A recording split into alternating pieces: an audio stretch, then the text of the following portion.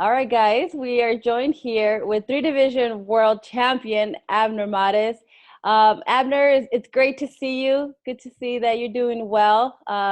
We're in quarantine, so we get to do this Yeah, virtually. I've talked to you so many times in person, and now it's the yeah. first time I talk to you online like this.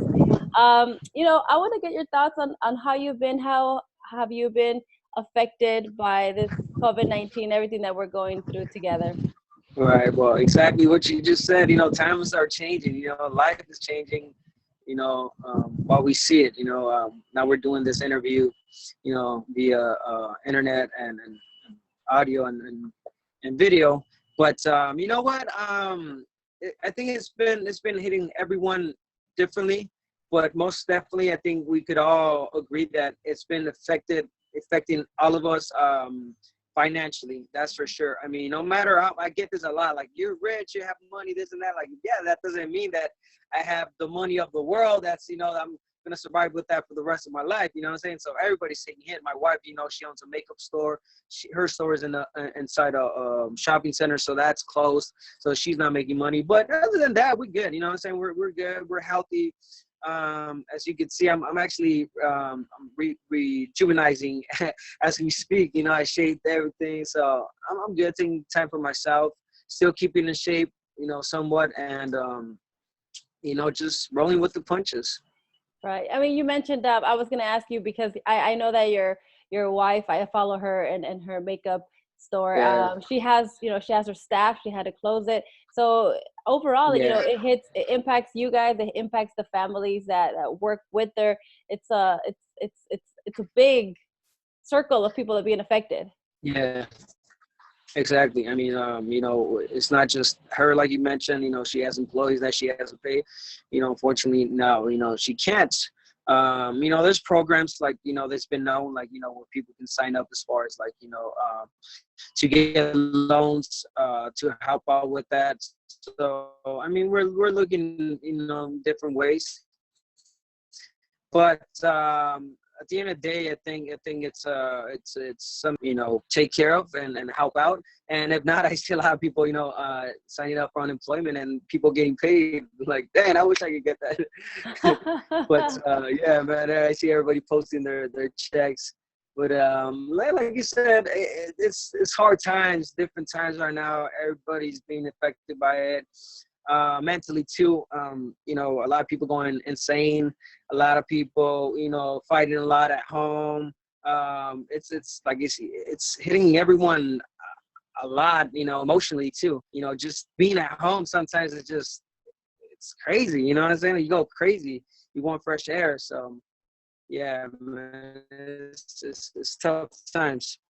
How are you handling being able or being at home with your family 24/7? I know, Right, sometimes a lot of fighters when they're in training camp, they're completely away from their family, right. or they just come for the night to to sleep, and they don't really interact Yeah, with them so much. But now you're there with them 24/7. You have children, you have your wife.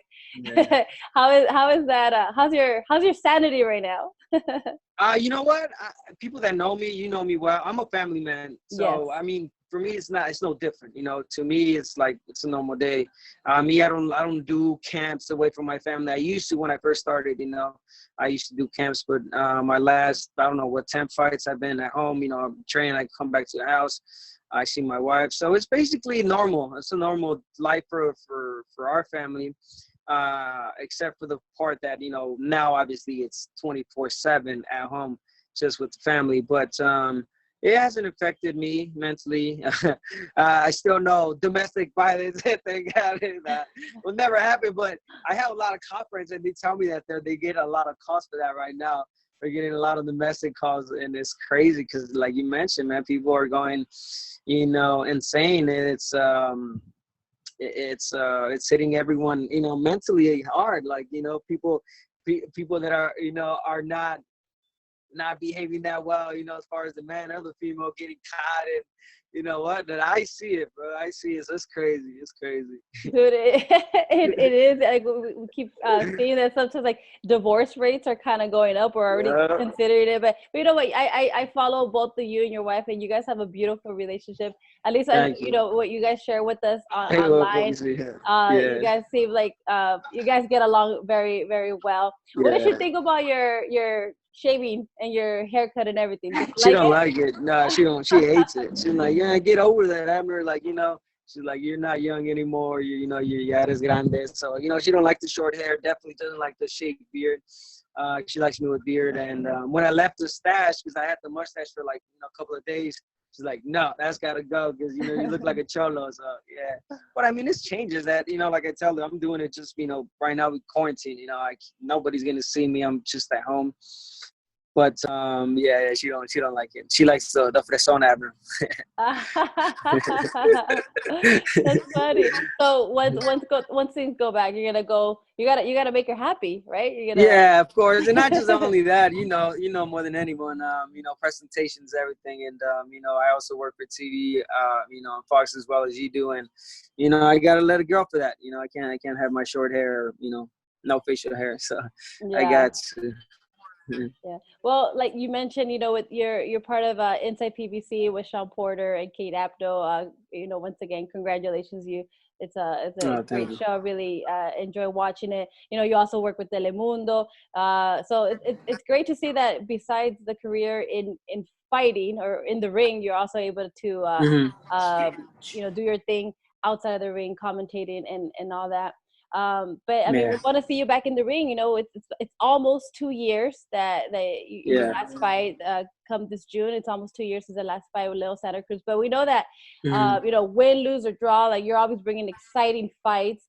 You have, of course, a fight with Cuellar, Ponce de Leon, Agbeco.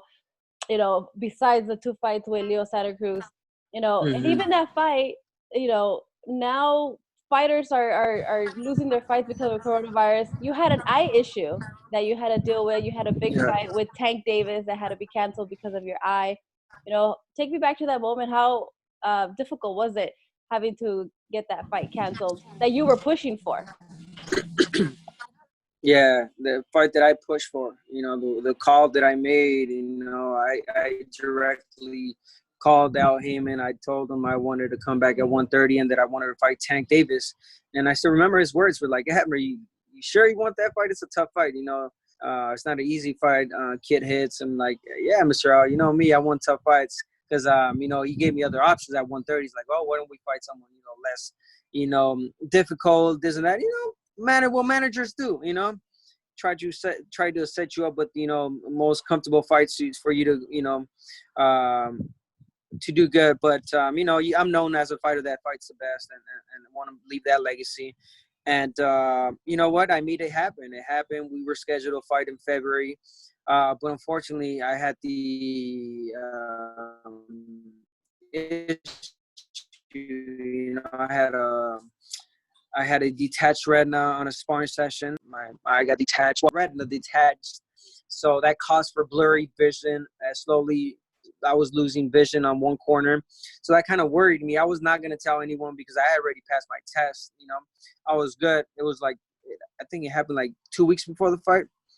So I could have gone, with the fight like that. But like I mentioned in many interviews, I told my wife was the one that made the call. She's like, nah, you ain't fighting like this, I don't care how much you're making, you're not risking your vision, you're definitely not risking your life, and let's go get it checked. So I got it checked, detached retina, had surgery the very next day, and I've been out since then. I haven't fought since last year. Well, actually, I haven't fought since June of 2018, but I haven't been in contact basically since February. And I wanted to take the full year. I wanted to take the full year, which I have now. I've been training. I've been active. And now I want to come back. I got the green light to come back, and I want to take advantage of it because I'm still young. I still feel like I'm capable of defeating some fighters out there and making getting another world champion. And I don't want to go out thinking that I could have and should have and didn't do it. You know what I'm saying? I think I have to do it now that I'm still capable of doing it, because I will regret it for the rest of my life. So I am coming back. And let me tell you, this quarantine is crazy because I've gotten a lot of messages, DM messages from fighters that you know as well as I do, well-known fighters that are calling me out. They want to fight me, you know, and I see it too. I see why, you know. Thank God I've made a good name for myself in the boxing industry. You know, I fought great fighters, and they want this name. They want them. They feel like they can defeat me, and you know, I don't blame them feeling that way, especially because I've been out for so long. So I see myself coming back with the well-named fighter, and I cannot wait. I cannot wait. Hopefully, you know, sooner than later, after all this is done. But being realistic, I think August should be the date that I prefer, you know, to come back at. Nice. This is very exciting to hear that, you know, your comeback is really close, and you've made it no secret. You've always said that you always want the big fights, and even more recently, you just want nothing but the big fights. So I wish you could tell me some of these names. I mean, who's on the target list? Because, like, obviously, you know what? It's I could, but I'm not like that. You know, I just don't like that. You know, if it happens, you know, fights are gonna happen, and I'm not the type of guy that is like, oh, he wants to fight me, he doesn't, like, you know. I mean, the fights are there, you know. If I tell you I want to fight, you know, in which I do, I want to fight, you know, the Tank Davis again, you know, I want to fight, you know, Berchel, I want to fight Oscar Valdez, I want to fight, even Frampton will be a perfect fight for me and for him. You know, Jamel Herring, he's another good fighter. Joseph Diaz, you know, he just became world champion. That would be a tremendous fight here in LA. And I seen recently Billy Dick, the kid, called me out too. So, you know, there's good names out there, and definitely I want to come back on with any of those fights, because, you know me, because I talk to my manager and obviously my close people, and they tell me, Abner, take your time, come back, take an easy fight, get the feeling. But you know what? I'm done with that. You know, I just want to come back and prove to myself and to the world that I'm still capable of fighting. And, you know, I'm being honest and being realistic. I just see myself doing it for 2-3 more fights, and that's it. Call it a career. I think I've had a good career, and you know, I just want to end it like that. Right. Well, that's a very classy way to handle yourself, and I know that big fights should be able to be made with you and some of these opponents. We look forward to them. Hopefully, like you mentioned, hopefully it happens in August or really soon. Thank you. Abner, I want to, you know, get your, you know, your thoughts on, obviously you recently announced that you're joined Manny Robles, leaving from, you know, Robert Garcia. You guys always had like what we saw, obviously, it looked like a great connection. You know, respectfully, why make the change? You know what? It was just me. It was nothing personal. Robert is a good, really solid friend of mine. I can still go to the gym. You know, I talked to him. I went directly to him. You know, we sat and we talked it out. I told him, you know what? Basically, it's time consuming. You know, I live like an hour and a half away from the gym, RGBA, which is in Riverside. And, you know, I just couldn't make that drive anymore. And, you know, I just want to take more advantage of my time. Now that I'm on TV, I want to study more, you know, obviously take advantage and be with the family more. So that's basically it, comfort. And people might think like, yo, bro, like, you know, boxing is made out of sacrifices. Yeah, but I pay my dues. I've done it my whole life. You know what I'm saying? Like, I've been away from family. I've done sacrifices where I've had to be in different states, you know, in countries too, when I used to train with Nacho Eddie Stein. But, you know, now it's just like I want to take full, you know, time, you know, of my take advantage of my own time, you know what I'm saying? Being more responsible, and that's it. Nothing personal. I think it was, like you said, it was a perfect fit. Robert is a great guy. I think a great coach.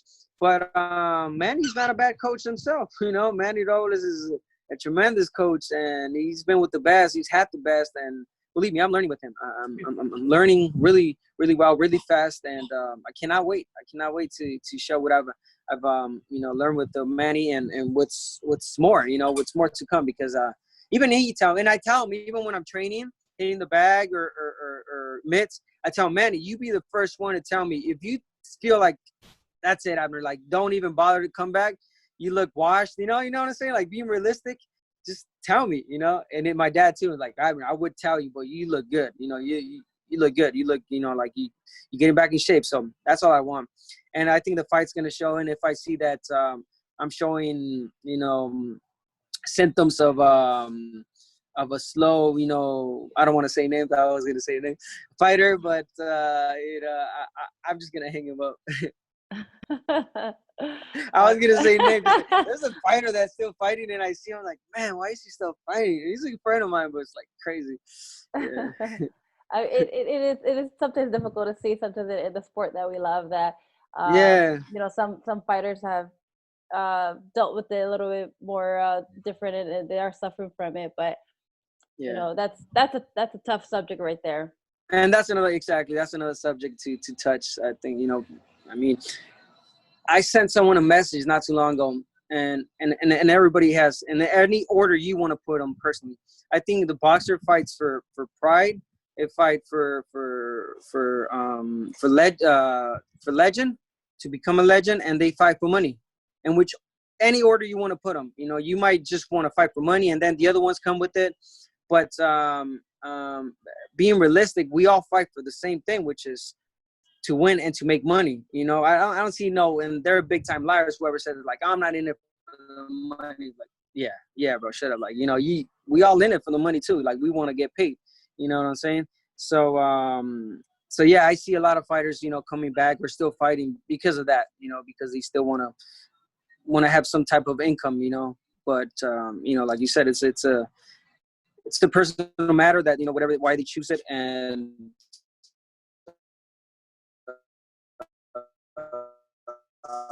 and it's like, you know, it's just different. Yeah. Well, luckily, like you said, you have Manny Robles. You have you said your father, who at any point that they feel that it's Pull getting the plug. to your time, you know, they'll let you know. But you're looking great inside the ring. And so when you come back, hopefully, like we mentioned in August, are you planning on going to 130? Because you were going up for the Tank Davis fight. Are you fighting at 130, or are you planning on fighting at 126?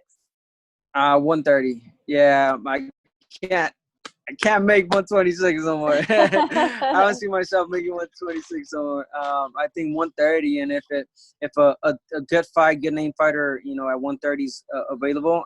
I mean 35, I would take it also, but 130 is the key number and the key weight. Right. Yeah, no doubt. What do you think, Abner, about some of these young guys that are calling the elite stars of boxing right now? Like, we have some young fighters like in Ryan Garcia, Shakur Stevenson, Teofimo Lopez, Devin Haney. They're calling out people like you, like Mikey Garcia, Lomachenko. You know, is that the right thing to do for a young fighter, or you think they have to earn their shot? I don't look. I see people being mad at it, you know, feeling like it's disrespectful. But at the end of the day, we're living in an era, we're living in a time where everything is, how they call it, clout chasing. You know, now they call it that way. You know, it's they're looking to make a name for themselves, and I don't see it wrong. You know, it's just a great fighters, you know, up and coming fighters that want to make a name for themselves, and they want to prove it. So they want to call out the OGs, you know, the fighters that, you know, putting work already, and the fighters that have a name for themselves already because of that, because of fighting. You know, people know me because of fighting. They don't know me because I'm a social media star or YouTube star or none of that, you know, because I have high numbers on Instagram. No, they know me because I'm a fighter, and they respect because I'm a fighter. And some other fighters, they're more known because of the social media. But I'm not talking bad about that. That's a different way nowadays to get known and bring in new public into the boxing world. You know, like this Ryan Garcia kid, I'm not mad at what he's doing. You know, he's bringing a different crowd into the boxing world. He's bringing the young, you know, different ethnicities. Like, you know, this guy's, you know, bringing boxing to a level that any promoter or manager loves, you know, because that's money, you know. And I don't find it disrespectful, and I like it. I like it. Their time will come to prove that. I like the Linares fight if that happens with Ryan Garcia. I think it's a smart choice for the company to put him against a veteran as Linares. And why? Because he's got the name. He's fought, some of the best fighters out there. But he lacks on something we all know, which is chin. And if Ryan Garcia knocks him out, he's going to be like, oh, my God, the best fighter of the world, like a monster, you knock him out. But if you're really smart, you know that, he's got a big chance because of that. So, I mean, I'm telling you, I'm just looking at it as a manager way and promoter. That's a smart fight for the Ryan Garcia kid and the camp.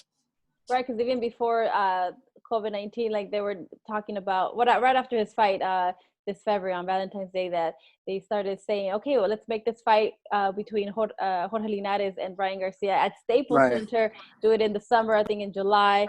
And like if you're saying, if Ryan were to be able to beat Linares, it would be it would lift them. We'll put him at a different level for sure. Yeah. He needs a name like that. As well as Tank. Tank is well known, but Tank still hasn't fought anyone really, and people still want for him to fight a big name. And that's why he's facing the Leo Santa Cruz if that happens. So all these fighters, they need a big name. Shakur Stevenson, he wants a big name too. I remember I called him out. I think I did. I mean, it will be a great fight. You know what I'm saying? But all these kids are they're the future. That's what I tell them, and then what I call them, the future of boxing. I don't talk any more or any less of them. They are what they are right now because of the work they put in. And eventually they'll get to a level where people will respect them for the fighters they are. Well, I'm sure that a fight with you and any of the champions, any of the top fighters, now at 130, would be a very exciting fight to see. Like I said, we enjoy watching you in the ring, but we also enjoy watching you on TV. Like we mentioned in the beginning, with Inside PBC, you've made a name for yourself on TV as an analyst. So I want to get a little bit of some of your predictions and on your thoughts on these fights that hopefully will happen once we go back to boxing. Let's say with Tyson Fury and Deontay Wilder, we saw how Tyson Fury shocked us. He did exactly what he kept saying he was going to do, completely demolished Wilder. If this trilogy happens, hopefully in October, what do you expect to see on that fight?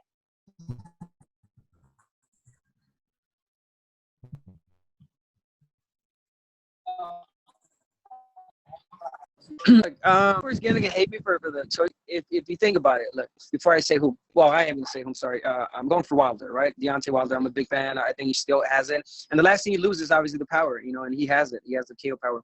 But he lost the first fight. He drew. It was a draw, but it was a fight where he was getting outboxed. Okay, so we know he can get outboxed. And then we saw the second fight where he got bullied. He got pressured by Tyson Fury. So now we know he can get outboxed or get pressured into defeat. So it's like, how does he win? And I'm going to tell you straight out, I think he can win if he sets up his jab, has Tyson Fury pushing back, and connects with that right hand, and it's game over. I'm still going to pick Deontay Wilder by knockout. Wow. All right. That'd be I really want to see that fight. I know people have this emotion. But like you said, I think there's obviously people say Tyson Fury. Of course, because of what he's done in the first, 2 fights.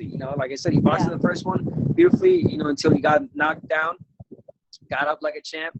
But the second fight, he just blew everybody's mind. The fact of the matter, the way he fought.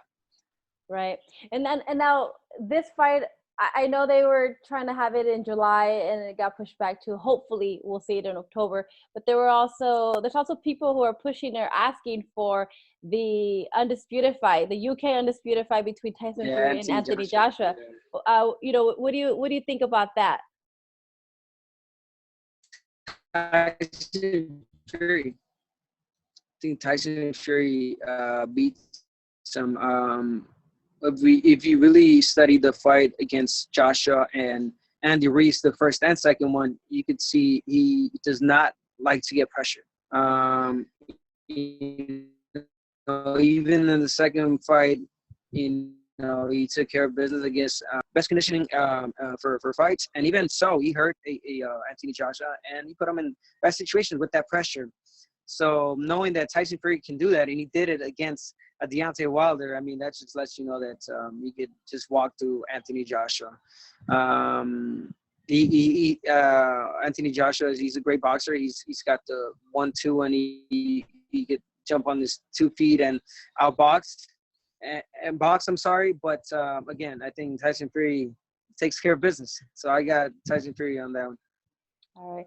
Now, talking about Anthony Joshua, there's a little story I want to tell you. So I went to Saudi Arabia. I'm in Riyadh for the weigh-in. Which I envied you.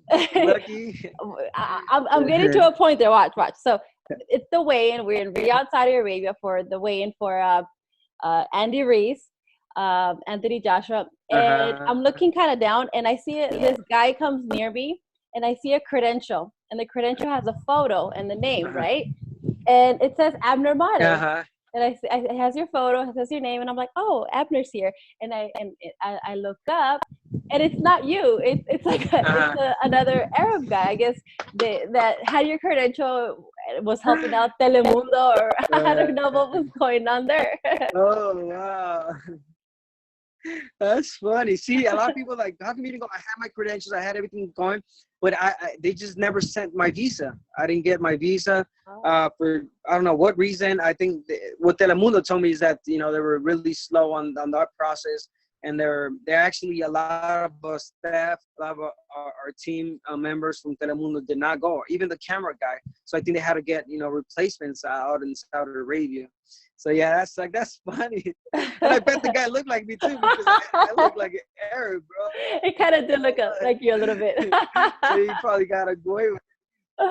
A little bit. I'm telling you. That's fun. Oh man. I mean, we went all the way over there, and Andy Ruiz, obviously, even he's not happy with how he performed. Do you think that he still has what it takes to come back and be at the top again? I hope so, because he's a good kid. He's a good-hearted kid. He's real humble. He's a good kid. But I mean, we all know that, and it's not talking bad. Again, what he got and what he has right now, he earned it. But sometimes when he gets to all of us differently, and I think he's in a stage where he's comfortable. You know what I'm saying? So we don't see that hunger anymore. All we see on his Instagram stories, again, I'm not judging. Everybody posts whatever they want, but on his side, all I'm seeing is cars, house, like luxury life. Yeah. And what does that let you know? It lets you know that he's not all there anymore mentally, hungry for success, hungry to prove something. That shows you comfort. That shows you, just, being a guy that's just showing off too much lets you know that he's being cocky and he's being comfortable. Again, I'm not talking. Everybody shows the way they want. And Floyd Mayweather did it, but if you look at Floyd Mayweather, the way he did it, he showed his cars. Then, boom. Seconds later, he's at the gym. He's training like a beast, and that's something that I'm always gonna respect. And a lot of people respect Floyd Mayweather for, is that the man always trained like the opponent, not the champion, and he always fought like one, and that you have to respect that. For a guy that made millions and millions of dollars to still have that hunger, you got to give him the respect. But like I said, I hope he does. I hope he proves me wrong and a lot of people, because Andy Ruiz, he's he's the real Cinderella story, guy that didn't have anything, got a shot at a title, and boom, he took advantage of it. Yeah. Oh, now he was able to become a world champion. Like he would always make sure to make clear, the first heavyweight Mexican champion of the world, right, under your current trainer of Manny Robles, and now he's looking for another one, which everything's kind of pointing to he's going to Eddie Reynoso over there with Canelo. What do you think about that combination together? Not bad. It's not bad. I think not only the combination as far as like a trainer, but I think the vibe fits him well. I think and the energy. Eddie Reynoso seems like a straight, really smart and also disciplined trainer that will have you, training like a beast. And that's what he needs. again, a fighter can go with the best trainer in the world, but if it's not in there right here or here, I mean, it's not going to work. But if we're talking about, he has it and he wants it, I think it's a perfect fit. I think that's a smart move. When I heard about Teddy Atlas, I was like, not so much. I wasn't too happy with that, and I think he made the right decision. And look, everything happens, I think, in everything, in every aspect, it's based on life and moments. And all these coaches had their moments. Well, not everybody, all the coaches, but most of the coaches had their moments. Manny Pacquiao made Freddie Roach, or Freddie Roach made Manny Pacquiao, however you want to put it. But Freddie Roach was a famous trainer that everybody wanted to go with Freddie Roach. It happened with Robert Garcia, RGBA. It's happened with Manny, obviously, when he had Andy Ruiz, Nacho Eddie Stein when he had Juan Manuel Marquez. Mm-hmm. So, they make the names for themselves and they deserve them. They deserve it as coaches. So I'm glad he's making that choice, with Eddie Reynoso, a great friend, good guy. Well, we'll see how if he in fact, we'll see if in fact he joins Eddie. I mean, everything kind of just seems like it'll be, but well, obviously Eddie Reynoso has Canelo and it's essentially Cinco de Mayo weekend right now. We should have been all in Vegas watching what should have been Canelo versus Billy Joe Saunders. But now we're hearing about him coming back until September. September, perhaps against Triple G for the trilogy. Is that a fight that you still want to see, the third fight between Canelo, Triple G, and if so, what would you expect to see in that one? I think this fight should happen, and it is going to happen because of business wise. As a promoter, as a investor, whatever. This fight has to happen, and there's going to be money, a lot of money in both ways. In both ends. And but if, as a fighter that knows boxing, like myself, like yourself, you're asking like if it still interests me as far as like to see or know the decision, not so much, because I feel like we all know that it's going to end one way, and the only way that this fight I see it happening is Canelo beating the Triple G by knockout. We've seen the best of Triple G, and we loved him, and I'm a big fan. But we've also seen him fade. We started seeing him fade little by little against, tough fights, because he's had tough fight after tough fight. And he's an older fighter too, talking on the age, on the number. And Canelo right now, he's in his moment. Canelo's in his prime. Canelo is in his moment right now. I don't see anyone beating him right now. And he's looking like a beast, really being honest. What he did to Kovalev, that was amazing. That was unreal, to see the way he went down. It was surreal, to be honest. Just by seeing it on TV, I could just imagine it in person. I don't know if you were there for that fight, but I can only imagine. So I'm sure you know. So I think the older Triple G right now, it's good for the name. People are still like, itchy about like, oh, Triple G still has it. Like, it's great to sell it, but as a fighter or a person that knows boxing, we all know how it's going to end. But at the end of the day, it's going to entertain. So that's what people want. Boxing is an entertaining business. Boxing is entertainment. And like you make a good point about Canelo being in his prime. Of course, Triple G is about like almost 10 years older than him. So, we have to face those facts. But you know what? Two people that are really in their prime right now, and everyone wants to see them fight, but politics kind of get in the way. Errol Spence and Terrence Crawford. Now, that's a fight that hopefully is able to be made somehow. What do you think about that? Listen, hey, that's a great fight, man. Shoot.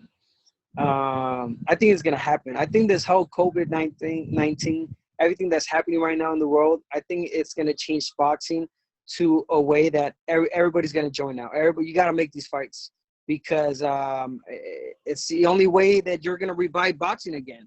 Or I'm saying, like, if you're trying to get your sport to go, like, for instance, let's put in business-wise. My wife, he wants to get her business back on track, obviously specials and this and that, and like promote it the best she can to her full potential. And I think that's the only way boxing is going to come back again, good, making these great fights. And I heard somewhere, that, I saw an interview that Errol Spence talked about talking over the phone, with what's the name, Crawford, and basically coming to terms of wanting to fight both of them, but obviously the politics, but man, I see exciting. But yet we need to see how Errol Spence is going to be after his accident. We still don't know. We still feel, and we still have the picture of Errol Spence, the beast, the magnificent fighter in the ring. But let's be real. Let's be honest. He had a trauma to his head. He had a major accident, and his body. Let's see how it responds. If I was him, I would take a easier fight, to get to feeling again. But we'll see. That fight really interests me. Yeah. Right. You're right. Hopefully, that fight is able to be made. Or any guy, Crawford against any of these fighters, Danny Garcia against Sean Porter against any welterweight. What do you think? And I got to ask this question, and I'm gonna throw it at you now. Like I'm gonna, but it had me thinking. Why do we consider Terrence Crawford as pound for pound one of the best? And I have him on my list as one of the best, if not two. I'm sorry. If he really hasn't fought anyone, meaning name, like a big name fighter. I mean, I hear that question all the time, or we even ask questions like that, Yeah. Well, no, actually, I don't ask like, oh, he's fighting a nobody. A lot of times that's the fans. That's the fans are starting to say, hey, he hasn't fought someone. Just a nobody, but have that circle already. Sean Porter already fought Danny Garcia. Danny Garcia fought Keith Thurman. Keith Thurman fought, they all fought each other. Those are great names, and that's where they made a name for themselves. But Terrence Crawford, unfortunately, he hasn't had the chance to fight these guys. But yet, we still have him as number one or number two. I don't know, however you want to put him on your pound-for-pound list. But he is one of the real, the real deal when it comes to fighting. But, again, answer. Well, why do you have him on your pound-for-pound? I think obviously what he was able to achieve in the 140 division and being able to clear that out, and even if he hasn't fought the names that we would like for him to see, when he has fought, he has shown his great abilities, and even I guess you could even say that about Errol Spence too. He hasn't had that too many names, and many consider him on their best pound for pound list. So I think it's just a way they're able to carry themselves in the ring that impresses us, and we think like, okay, he did this against his opponent, and he should be able to do the same something against the other opponent. You're right. Yeah, I don't know. I hope I answered that well. Yeah, we give him credit for beating. You're right. Like on Errol Spence side, we give him credit for what he did to Mikey Garcia, but then again, we all know that Mikey Garcia is not a natural welterweight. And you're right. He hasn't fought really like big names, but he has the few that he has. He's shown his skills, and he's made somewhat easy work of them. But yeah, you're right. I mean, and if it happens, man, I think this is gonna be one of the best fights out there because of their styles. Or it could be a boring fight because they're both really stylistically somewhat the same.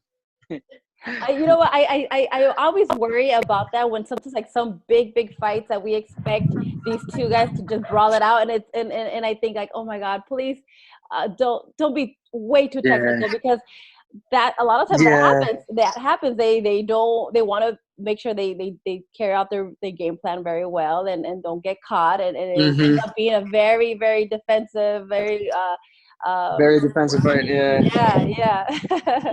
Well, I'm gonna throw it back at you. What do you think about Lomachenko? He also has few number of fights, but hasn't been able to achieve a lot.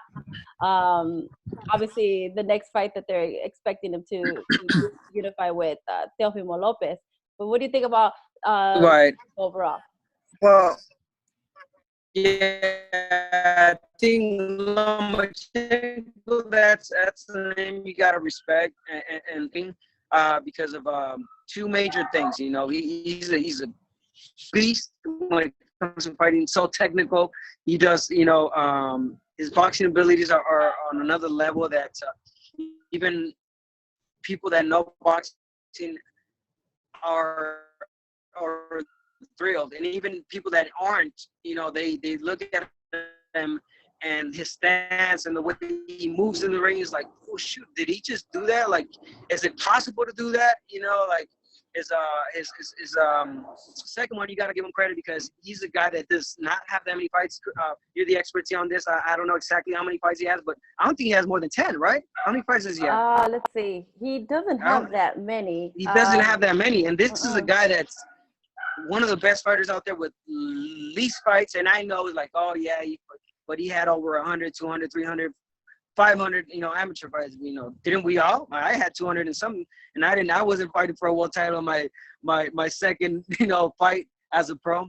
So you got to give it to this guy. You know, not only that, he moved up on weight and capture. You know, I believe he's a 3-time world champion, 2-time world champion. Mm-hmm. So this is a guy that's done something that I respect from Manny Pacquiao. Manny Pacquiao, and I still haven't gone out on the air and said it because I know I'm going to get a lot of shit for it, but I put Manny Pacquiao on top of Muhammad Ali because of what he's done. You know, Manny Pacquiao was a 106-pounder that came up from that weight class all the way to, what weight did he fight Margarito? I think it was super welterweight, right? If not, or middleweight. I don't even know, man. Something like, what was it, 154? Yeah. So this is a beast, you know, and he fought every single fighter that he has on that list on their prime. He fought De La Hoya in his prime. He fought Cotto in his prime. He fought everybody in his prime, and he beat them all. So Lomachenko is on his way to doing something similar, not to that full extent because of his I think his size, and obviously I don't see him moving up to like a welterweight, you know, basically. But he's doing so, you know, he's moving up in weight, surely, but slowly but surely. And now he wants to fight the Teofimo Lopez, that we all know is a beast, that we all know he's the real deal. He's a world champion now, and man, if he's able to knock out or even beat Teofimo Lopez, that's, you know, again, that's legacy, and that's something unreal. So that's my way of explaining Lomachenko, one of my top favorite fighters, and I think anyone's because of this fighting methods and not discipline. You know, the guy stays training 24/7, and you know, he grew up, he chewed, he slept, he swallowed boxing. You know, he's a guy that's been boxing his whole life. So coming into that fight, if it plays out, do you give the edge then? With everything that you said, you give the edge to Lomachenko, or do you think it's a 50-50 fight? It's a 50-50 fight, but I'm going for, as a fan, I'm cheering off for my boy, Tio. Okay. Because obviously Latino guy, really respectful fighter, really great fighter. And I think he can do it. I think he can beat him. But like you said, it's a 50-50 fight. I don't think he should focus so much on the age or height or power, and focus more on being disciplined and technical on this fight, because, man, Lomachenko always has something up his sleeves. You know, when he fought Guillermo Rigondeaux, I did not see that fight happening like that. I did not see a Rigondeaux quitting in the corner in this stool. Like, bro, like what he did to him, it wasn't so much painful, you know, hitting him bloody. No, right here, he broke them down right here.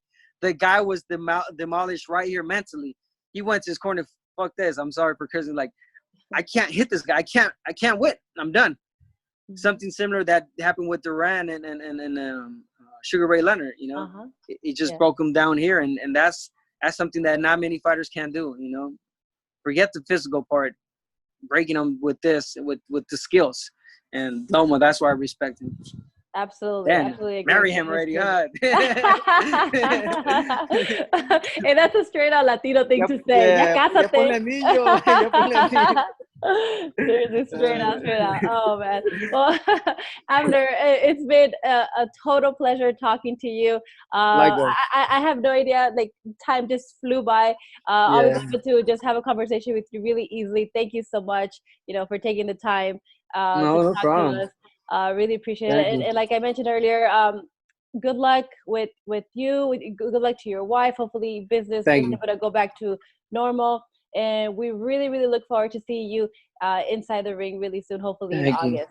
No, thank you. Thank you for your time. Thank you for reaching out and having this, you know, interview with me. It really means a lot, you know, that you guys still remember me, even though I've been away for some time.